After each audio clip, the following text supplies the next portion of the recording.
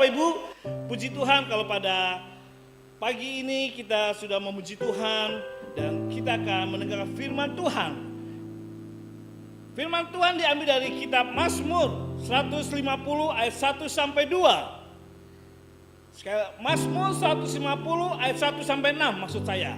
Firman Tuhan berkata, haleluya, pujilah Tuhan dalam tempat kudusnya. Pujilah dia dalam cakrawalanya yang kuat. Pujilah dia karena segala keperkasaannya. Pujilah dia sesuai dengan kebesarannya yang hebat. Pujilah dia dengan tiupan sangkakala. Pujilah dia dengan gambus dan kecapi. Pujilah dia dengan rebana dan tari-tarian. Pujilah dia dengan permainan kecapi dan seluring.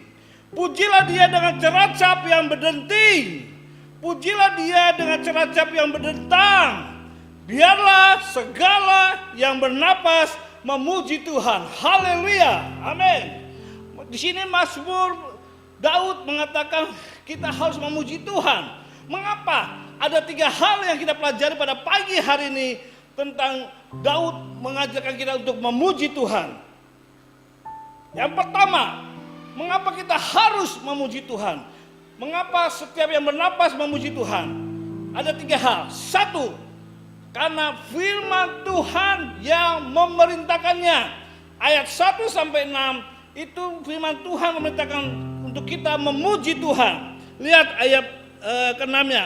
Biarlah segala yang bernafas memuji Tuhan. Haleluya. Dalam Mazmur 150 ayat 1 sampai 6 jelas perintah Tuhan kepada setiap orang memuji Tuhan. Setiap yang bernapas memuji Tuhan. Jika kita renungkan dalam kehidupan kita, banyak hal yang sudah kita lalui, baik suka maupun duka. Jadi ada keharmonisan. Begitu juga dalam memuliakan Tuhan, dalam memuji Tuhan, ada keharmonisan yang ada. Dalam kehidupan juga sama, Bapak Ibu. Kadang-kadang dalam kehidupan setahun 2023 yang kita lalui ini, ada kehidupan susah yang harus kita hadapi, tapi ada kehidupan senang yang harus kita lewati juga. Kita rasakan. Badai-badai persoalan kita hadapi, tapi sukacita, perayaan juga kita hadapi atau kita lalui. Semuanya itu seimbang. Sehingga kita boleh bersyukur. Kalau sampai saat ini kita bisa ada. Karena itu kita harus memuji Tuhan. Amin. Kenapa? Kita sudah merasakan keharmonisan kehidupan perjalanan rohani kita. Dalam lembah-lembah kita harus melewati, tetapi dalam gunung-gunung yang beranjak kita harus lewati. Tetapi kita akhirnya, kalau kita sampai melewati sampai ujung, kita bisa merasakan pertolongan Tuhan, bahwa Tuhan hadir di dalam kehidupan kita.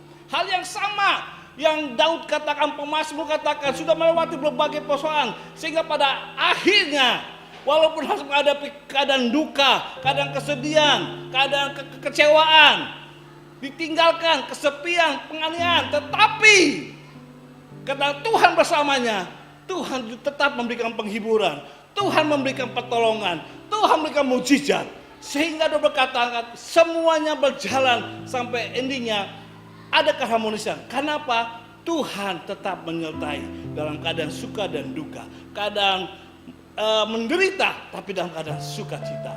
Betapa baiknya Tuhan. Maka setiap orang wajib memuliakan Tuhan. Begitu juga bangsa Israel. Ketika ada di dalam penahanan, ketika ada tawanan di Mesir, dan Tuhan membebaskan dia selama 40 tahun. Keadaan suka dan duka dilewati umat Tuhan bangsa Israel. Sehingga ujungnya 40 tahun kemudian mereka bisa menikmati tanah Kanaan, tanah perjanjian. Tidak gampang bangsa Israel melewati dari bangsa Mesir menuju ke tanah Kanaan yang Tuhan perjanjikan. Tetapi ketika mereka melewatinya, menghadapinya, Tuhan bersama dengan mereka. Disitulah mereka melihat kebaikan Tuhan, karunia Tuhan. Dan makanya pemazmur mengadakan biarlah segala bernapas memuji Tuhan. Kenapa? Karena kita sudah menikmati pertolongan Tuhan di dalam kehidupan kita hingga sampai saat ini. Itu yang pertama. Firman Tuhan yang memerintahkan kita biarlah segala yang bernapas memuji Tuhan. Bukan perintah gereja, bukan perintah para pendeta, bukan perintah para pemimpin kelompok-kelompok rohani kita, tetapi perintah Alkitab firman Tuhan. Biarlah segala bernapas memuji Tuhan, karena kita sudah mengalami pertolongan Tuhan, karena kita sudah mengalami mujizat Tuhan. Amin. Yang kedua, mengapa kita harus memuji Tuhan? Mengapa pemazmur mengatakan mari segala bernapas memuji Tuhan? Yang kedua, karena Tuhan layak menerima pujian. Ayat 1 dan 2 berkata, pujilah Dia, yaitu Tuhan, karena segala keperkasaannya. Pujilah Dia, yaitu Tuhan, dengan sesuai dengan kebesaran yang hebat. Ayat yang ketiga, pujilah Tuhan, yaitu dengan tiupan sangkakala. Pujilah Tuhan dengan gambus dan kecapi. Pujilah Tuhan karena keperkasaannya. Pujilah Tuhan karena kedahsyatannya. Allah kita lebih dahsyat, hebat daripada ilah-ilah yang ada di bumi ini. Bangsa Israel mengalami keperkasaan Tuhan, mengalami mujizat Tuhan. Karena itu mereka diperintahkan, karena harus memuji Tuhan. Karena Tuhan yang mereka sembah, Tuhan yang mereka ikuti, Tuhan yang mereka muliakan, ada Tuhan yang dahsyat, Tuhan yang berkuasa. Laut merah bisa mereka belah dua, mereka bisa melewati. Mujizat kelaparan, mereka bisa nikmati mujizat pemeliharaan. Bisa makan mana, bisa makan burung gagak dan daging. Bisa dapat minuman, suplai minuman ketika melewati padang gurun. Tuhan pelihara mereka. Dan mereka bisa menghadapi musuh-musuh, kerajaan-kerajaan yang dimana mereka harus lewati. Walaupun mereka itu semua dari bekas budak tawanan, tapi ketika mereka harus berperang menghadapi musuh, Tuhan yang berperang. Bangsa Israel hanya berdoa dan berserah pada Tuhan, dan Tuhan yang mengalahkan musuh-musuh bangsa Israel.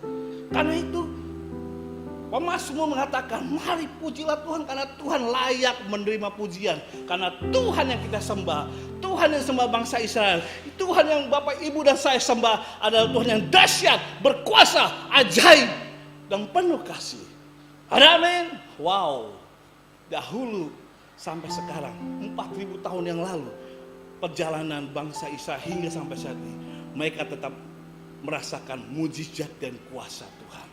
Bagaimana dengan kita sebagai umat Tuhan, sebagai jemaat gereja Sidang Jemaat Allah Ebenezer yang suka memuji Tuhan, yang hari Minggu beribadah, suka melayani Tuhan?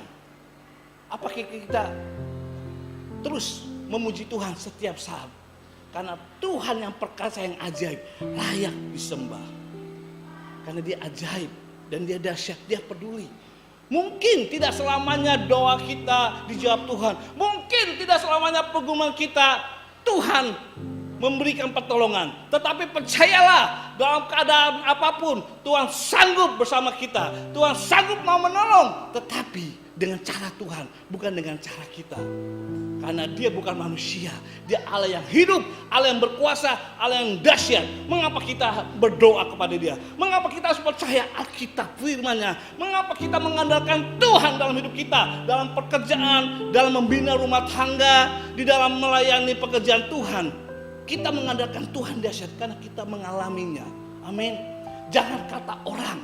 Mari seperti Ayub berkata, aku mengenal Tuhan, bukan kata orang. Aku mengalami Tuhan, bukan kata orang. Tapi aku sendiri yang mengalami. Tuhan itu baik, Tuhan itu dahsyat, Tuhan itu peduli, dan Tuhan itu berkuasa dalam hidup kita. Amin. Saya percaya Bapak Ibu yang menyaksikan, mengikuti doa pagi ini, selama setahun ini, 2023, pasti sudah merasakan keajaiban-keajaiban Tuhan. Pasti sudah merasakan pertolongan-pertolongan Tuhan.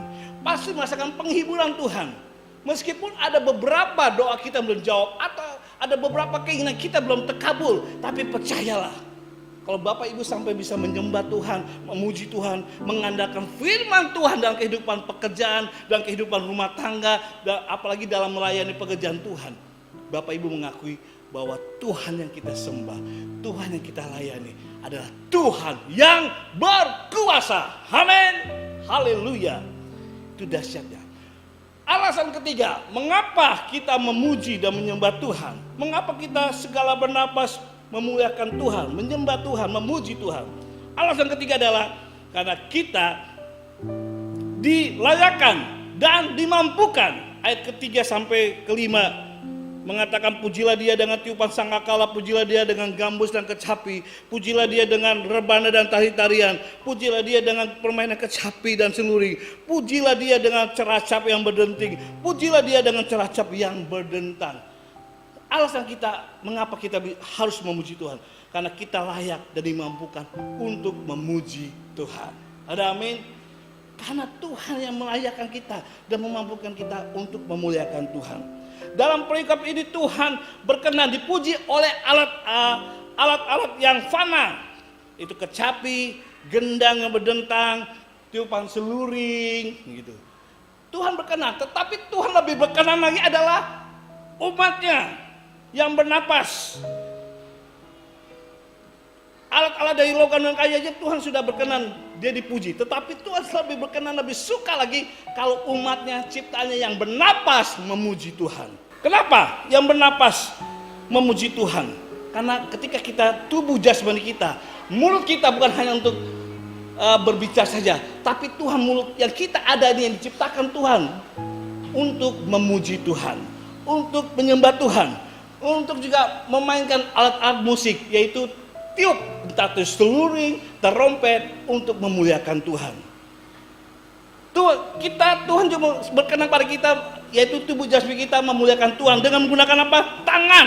Untuk apa? Memukul, main gendang, main drum, dan lain-lain untuk memuliakan Tuhan.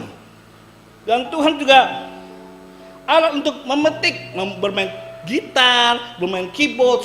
Tuhan berkenan adalah tubuh kita untuk memuliakan Tuhan, bukan hanya alatnya saja. Karena kita dimampukan, diberikan talenta untuk memuliakan Tuhan, diberikan karunia untuk memuliakan Tuhan, untuk meninggikan Tuhan. Haleluya. Tapi bukan cuma itu saja Bapak Ibu, yang Tuhan ingin berkenan dengan pujian tubuh kita secara tubuh. Tetapi kita tahu bahwa harta, jabatan yang kita miliki, bukankah itu juga karena Tuhan memberikannya? Tuhan juga mau harta yang kita miliki, kalau kita mengakui, karena Tuhan turut andil memberkati sehingga kita mempunyai harta. Apakah itu rumah lebih dari satu, apakah itu mobil lebih dari satu, atau sepeda motor lebih dari satu. Kalau kita mengakui itu karena Tuhan turut campur tangan, mari kita gunakan juga pakai untuk memuliakan Tuhan. Amin. Harta yang kita miliki, kalau Bapak Ibu merasakan bahwa itu karena Tuhan turut campur tangan, maka muliakan Tuhan dengan hartamu. Muliakan juga. Punya jabatan di dalam pekerjaan, punya jabatan dalam suatu organisasi, muliakan Tuhan di dalam jabatan yang kita miliki di dunia ini. Untuk memuliakan Tuhan, bukan untuk membuat kesombongan diri, kemegahan diri, saya pejabat, saya harus dihormati. Tidak.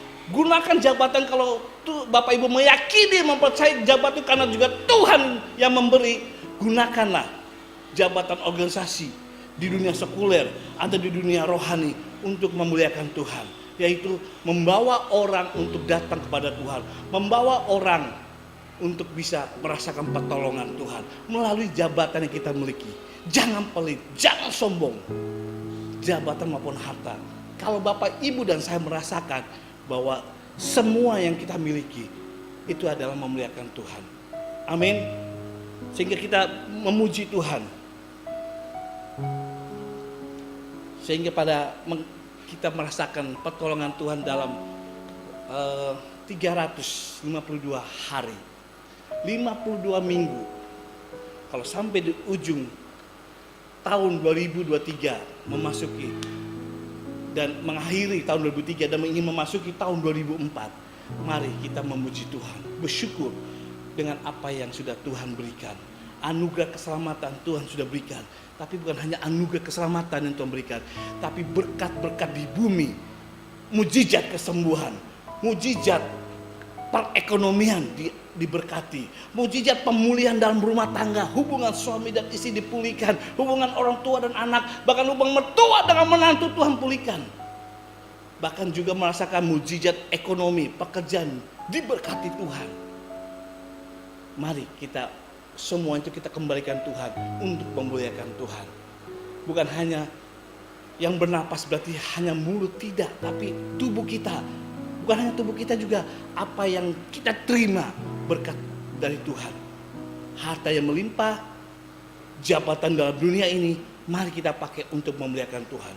Sehingga ketika orang melihat, wow, anak Tuhan, luar biasa, membuat orang lain terpesona, bahkan membuat Tuhan terpesona, karena kita sering memuliakan Tuhan, sering memuji Tuhan melalui tubuh jasmani, melalui harta benda yang kita miliki, melalui jabatan yang kita miliki. Biar semua itu berkenan kepada Tuhan. Pujian sejati bukan sekedar nyanyian yang kita naikkan, yang kita puji setiap hari. Seperti Daud 7 kali dalam sehari, aku memuji Tuhan. Yes, itu Raja Daud. Tapi bukan sebatas mulut yang bernyanyi yang Tuhan inginkan, tetapi kehidupan seluruh hidup kita, tubuh jasmani, harta yang kita miliki, jabatan yang kita dipercayakan, biarlah semua itu memuliakan Tuhan dengan caranya membagikan kasih Tuhan, menolong orang dengan apa yang kita miliki, sehingga Tuhan Yesus dipermuliakan. Biarlah segala yang bernapas memuji Tuhan. Saya percaya Bapak Ibu Gereja Sidang Jemaat Allah Ebenezer beserta 13 satelitnya, mari kita bersyukur pada Tuhan. Akhirilah 2023 ini dengan ucapan syukur, dengan memuji Tuhan. Terima kasih Tuhan. Terima kasih buat pengalaman-pengalaman rohani, pengalaman-pengalaman mujizat, atau pengalaman kedukaan yang bisa kami lewati sampai saat ini. Kalau kami manusia hidup, kami masih dipelihara Tuhan, kami masih diberkati Tuhan. Biar semua itu memuliakan Tuhan. Dan biar apa yang kita miliki jadi berkat, bukan untuk diri kita sendiri, bagi orang lain, agar Tuhan Yesus dimuliakan. Amin. Tuhan Yesus akan tolong kita semua. Haleluya. Terima kasih Tuhan, terima kasih. Haleluya. Bapa dalam surga, terima kasih buat kasih setia Tuhan, buat anugerah Tuhan, buat mujizat Tuhan yang kami alami, buat pemeliharaan kehidupan yang kami rasakan, buat pertolongan berkat ekonomi yang Tuhan berikan. Kami mengucap syukur semua karena Tuhan. Biar kami hanya mau bersyukur memuliakan Tuhan, bukan dengan hanya pujian nyanyian dari mulut kami, tetapi seluruh tubuh jasmani kami pakai memuliakan Tuhan. Bahkan harta yang kami miliki, jabatan yang Tuhan percayakan bagi kami pakai untuk memuliakan Tuhan. Dengan caranya menjadi kesaksian bagi orang lain, yaitu memberikan pertolongan, mengimpatasikan kasih Tuhan, berkat Tuhan kepada orang lain.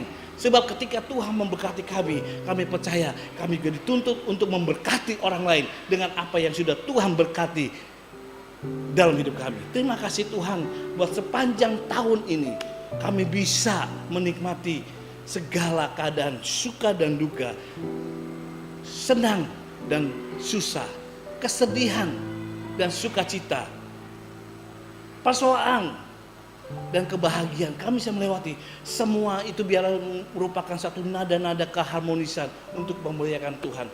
Pakailah kami Tuhan untuk terus memuliakan nama Tuhan dengan keharmonisan kehidupan kami, keharmonisan karakter kami, keharmonisan kerohanian kami.